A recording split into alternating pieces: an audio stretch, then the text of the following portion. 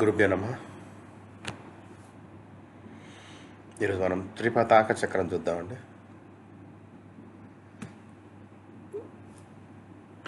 త్రిపతాక చక్రం, త్రి అంటే మూడు, సంస్కృతం కూడా అంతే. త్రి అంటే మూడు, పతాక చక్రం అంటే ఫ్లాగ్స్, జెండాలు, మూడు జెండాలు. త్రిపతాక చక్రం అనేది ఒక అరుదైన మరియు ప్రత్యేకమైన జ్యోతిష పద్ధతి అండి. ఇది ఒక టూల్ అనమాట. ఇది జాతక చక్రం లోతైన పరిశీలనకు సహాయపడుతుంది. సాధారణంగా పైకి కనిపించని విషయాన్ని ఇది బయట పెడుతుంది. కొన్నిసార్లు పైకి కనిపించని దోషాలను కూడా చూపిస్తుంది. మరికొన్ని సందర్భాల్లో చాలా మంచి జాతకంలో కూడా అతి తీవ్రమైన సమస్యలను కూడా హెచ్చరిస్తుంది అన్నమాట. ఇది త్రిపతాక చక్రం ఉపయోగాలు. ఈ చక్రాన్ని ముఖ్యంగా పిల్లలు మరియు యువకులు సుమారు 18 నుంచి 24 సంవత్సరాల వయసు దాకా జాతకాల అరిష్టాలను, నష్టాలను, బాధలు, దుర్ఘటనలను అంచనా వేయడంలో ఉపయోగిస్తారు. దీని ద్వారా బాల అరిష్ట మరియు యోగ అరిష్ట అంటే అల్బాయిష్క స్థితులు అంటే 32 ఏళ్లలోపు మరణ సూచనల విషయాన్ని విశ్లేషించవచ్చు. బాలారిష్ట అనేది పిల్లలకు వచ్చే తీవ్రమైన అనారోగ్యం, మరణం, తల్లిదండ్రులతో విడిపోవడం, తల్లిదండ్రుల విడాకులు లేదా తల్లిదండ్రుల ద్వారా జరిగే దౌర్జన్యాలు వంటి తెలుసుకోవచ్చు. త్రిపతాక చక్రం సాయంతో రాబో సంవత్సరం శుభాశుభాలను ఫలితాలను కూడా తెలుసుకోవచ్చు. అంటే వర్షఫలం అన్నమాట. ప్రతి సంవత్సరం వర్షఫలం వేసుకొని క్యాలిక్యులేషన్ చేసుకొని చూడొచ్చు అన్నమాట, వచ్చే సంవత్సరం ఎట్లా ఉంటుంది అనేది. త్రిపతాక చక్రం ద్వారా మనకు తెలుస్తుంది. ఏం తెలుస్తుంది? అనారోగ్యం లేదా అరిష్టం ప్రాణాంతకమా, లేదా మరణానికి ఆశ ఉందా? అనారోగ్యం లేదా అరిష్టం సంభవించే సమయం ఎప్పుడు? రోజులు, నెలలు లేదా ఏళ్ళు? గ్రహాలు మరియు భావాల ద్వారా వ్యాధి స్వభావం ఏంటి? పిల్లవాడు నేరుగా హాని కాకుండా నేరుగా కుటుంబంలోని వేరేవారికి దుష్ఫలితాలు రావడం. అంటే పిల్లవాడు నేరుగా అని కాకుండా అంటే ఆ పిల్లవాని బదులు ఇంకెవరికైనా వస్తుందా? పిల్లవాని తండ్రికో, తల్లికో, సోదరులకో అట్లా ఇండైరెక్ట్గా ఏమైనా వస్తుందా రిజల్ట్? అట్లా అనమాట. పిల్లవాడు బ్రతికి బయటపడిన శారీరకంగా వికలాంగుడు అవ్వడం, అరిష్ట సూచనలు కూడా ఉన్న పిల్లలవాడు సురక్షితంగా బయటపడము, జన్మకుండని D1లో చాలా మంచిగా ఉన్న త్రిపతాక చక్రం లోతుగా పరిశీలన చేసి ప్రమాద సూచనలు తెలియజేస్తుంది.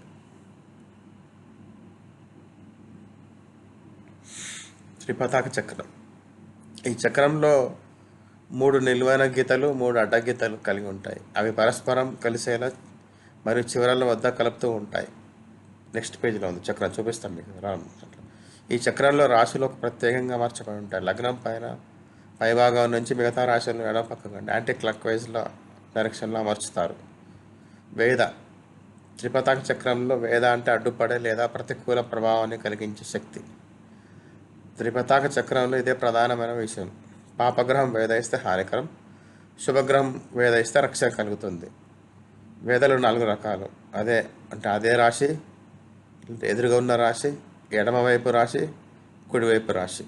ఉదాహరణకు ఒక గ్రహం మేషంలో ఉన్నట్లయితే అది ఆ రాశులకు వేద అవుతుంది.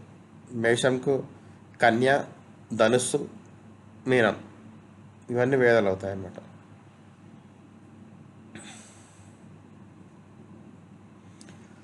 వర్షఫలానికి త్రిపాతక చక్రం ఎలా వేయాలి? ప్రాథమిక లెక్కింపు. ఒక వ్యక్తి జాతకం తీసుకోండి. ఆ వ్యక్తి పుట్టిన సంవత్సరం నుండి ఇప్పటి వరకు పూర్తయిన సంవత్సరాలు లెక్కించండి.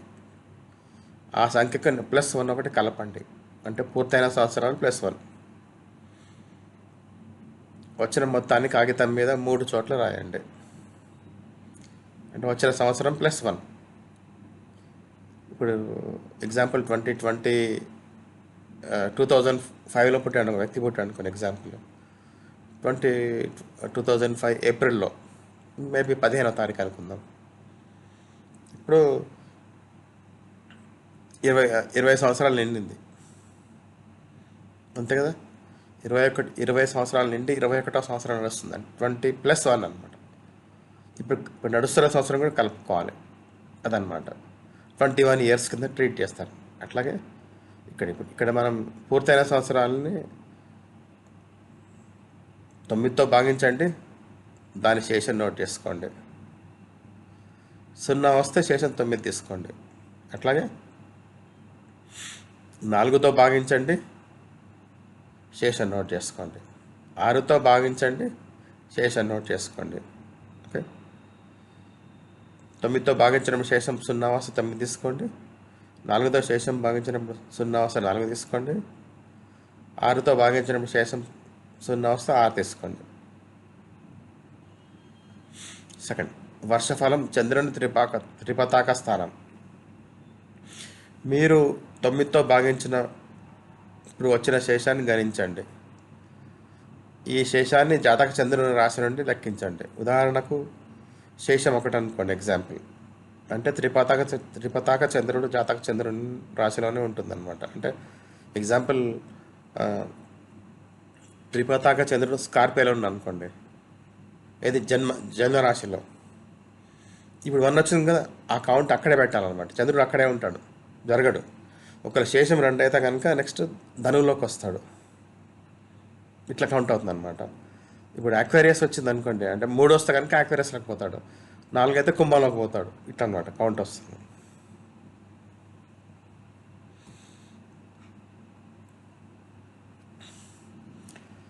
వర్షఫలం సూర్యుడు, వర్షఫల చంద్రుడు, వర్షఫల గురువు, వర్షఫల శుక్రుడు, వర్షఫల శని, త్రిపతాక స్థానం. వీటికి ఏంటంటే ఏజ్ ఉందిగా ఇందాక, ఏజ్ +1, దాన్ని 4తో డివైడ్ చేయండి, భాగించండి. వచ్చిన శేషాన్ని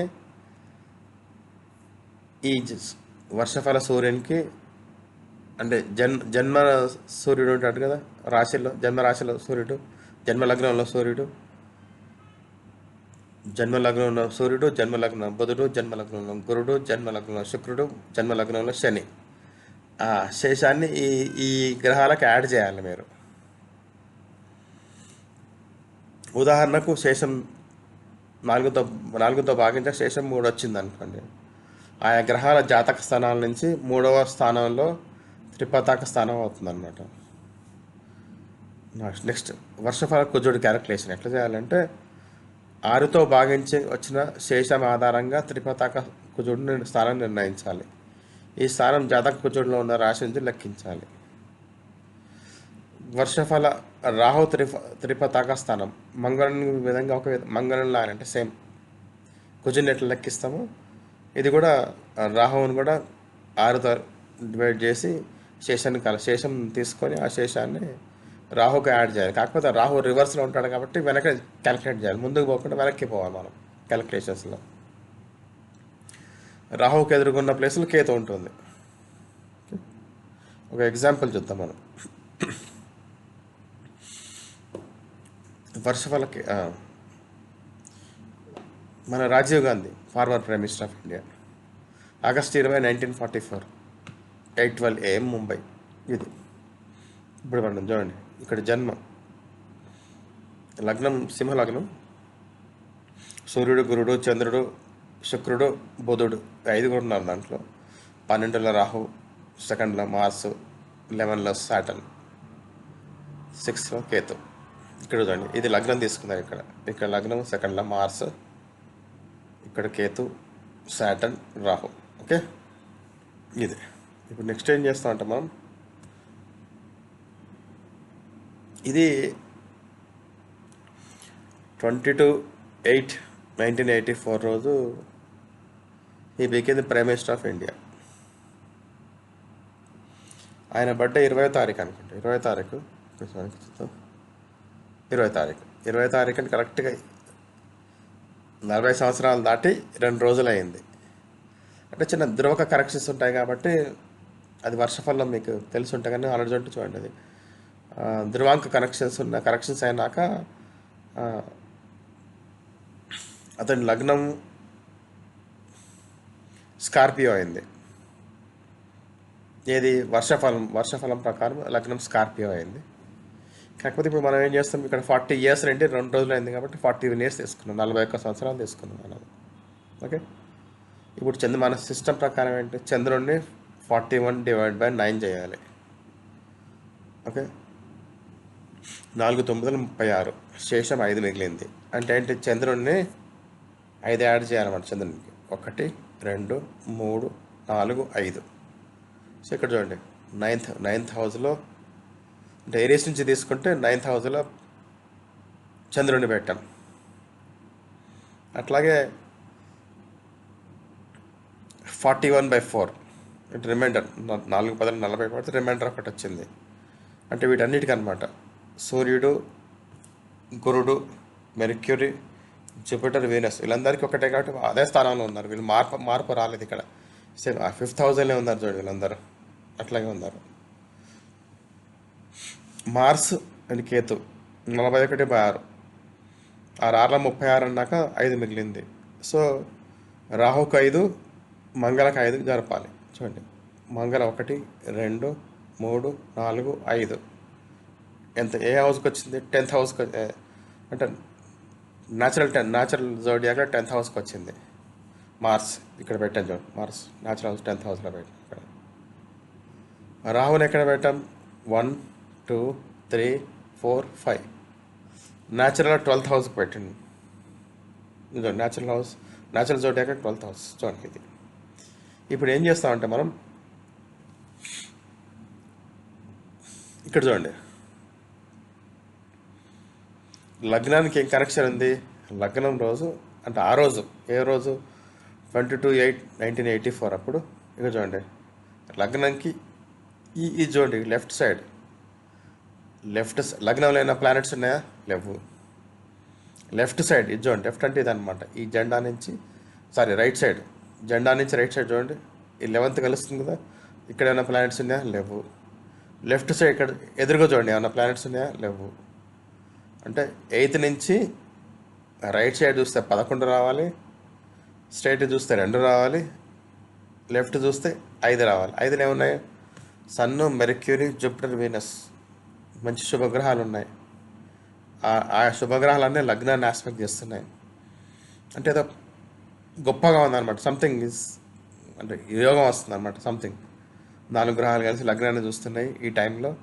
సో అంత ఎలివేషన్ ఏదో ప్రమోషన్ అంటే ఎలివేషన్ లాంటిది. అంటే ఆయన ప్రమోషన్ అయ్యాడు ఆ టైంకి అనమాట. మనం కాకపోతే ఇప్పుడు మనం చూడండి ఇదే ఆయన మనసు ఎట్లుంది? చంద్రుడు ఆ రోజు చంద్రుడు మార్స్ వస్తుంది. ఇక్కడ మార్స్ ఒకటి ఉంది 10th. ఇక్కడ నుంచి రైట్ సైడ్ చూస్తే మార్స్ ఉంది చంద్రునికి. ఎదురుగా ఏం లేదు, లెఫ్ట్కి ఏం లేదు. ఓకే. మార్స్ అంటే ఏంటి? కోపము, ఉక్రోషము, ఆవేదన, చిరాకు. అంటే కోపంగా ఉంది. ఎందుకు అంటే ఆయన తల్లి చనిపోయింది అప్పటికి.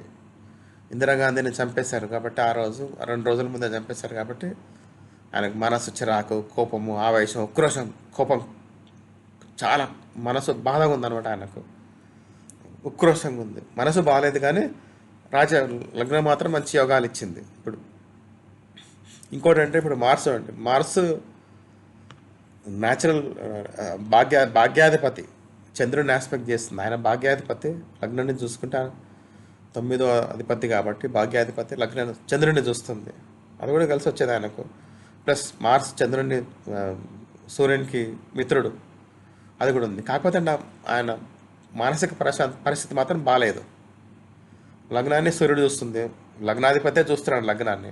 అంతకన్నా ఇంకేం కావాలి మనకు? జూపిటర్ చూస్తున్నాడు, వీనస్ చూస్తున్నాడు, మెర్క్యూరీ చూస్తుంది. సో ఇవన్నీ ఆయనకు బ్లెస్సింగ్స్ అనమాట. బ్లెస్సింగ్ అందువల్ల ఆయనకు ప్రైమ్ మినిస్టర్ అయ్యాడు ఆ టైంలో. నెక్స్ట్ 23/8/1990 at 3:12 అప్పుడు ధ్రువాంక కరెక్షన్ అయినాక ఏజ్ 46 నుండి 47. 1990కి ఆయన 1991లో అసాసినేషన్ అయింది. కాకపోతే ఈ సంవత్సరం చూస్తాం ఆయన బర్త్డే అయినాక క్యాలిక్యులేట్ చేస్తున్నాం మనకు. చూసినప్పుడు 47 46 నుండి 47తో చంద్రుడు 45 చేసాక 2 రిమైండర్ వచ్చింది. మిగిలిన అన్ని గ్రహాలకు 3 అంటే 47/4 రిమైండర్ 3 వచ్చింది. మంగళ, రాహువులకు మాత్రం రిమైండర్ 5 వచ్చింది. ఓకే. సో ఇది చూడండి ఆ రోజు లగ్నం అయింది మనకు 3 అంటే మిథునం లగ్నం వచ్చింది ఇక్కడ మనకు. ఓకే. చంద్రుడిని చూడండి ఆ రోజు చంద్రుడిని రాహు చూసింది, మంగళ చూసింది. మంగళ కాదు సారీ రాహు కేతు 2 ఇక్కడ దీంట్లో ప్లస్ లగ్నాన్ని కూడా చూస్తున్నాయి. మూన్, కేతు, రాహు. సో కేతు చూస్తుంది లగ్నాన్ని, రాహు చూస్తుంది, ప్లస్ చంద్రుని కూడా కేతు చూస్తుంది, రాహు చూస్తుంది. సో రాహు అంటే foreign connection. Okay, moon Ketu అంటే సడన్ సంథింగ్ ఏదో. ప్లస్ అంటే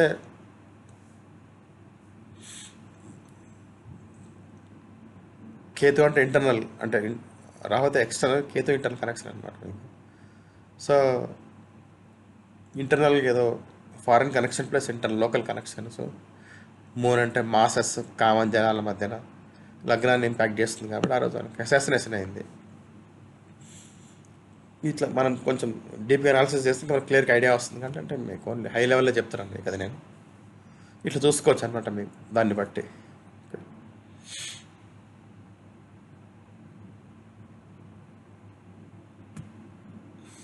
ధన్యవాదాలు.